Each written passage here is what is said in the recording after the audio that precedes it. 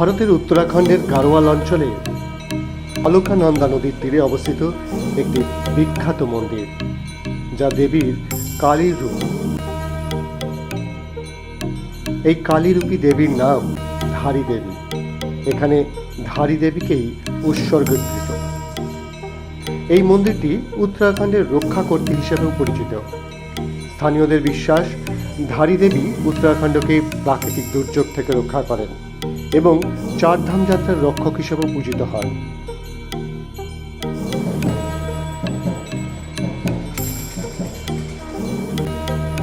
দেবীর মূর্তিটি সকালে একটি মেয়ের মতন, দুপুরে একজন যুবতীর মতো এবং সন্ধ্যায় একজন বৃদ্ধা মহিলার মতন দেখতে লাগে। প্রতি বছর নবরাত্রির সময় দেবী কালিয়া শৌরের বিশেষ পুজো করা হয়।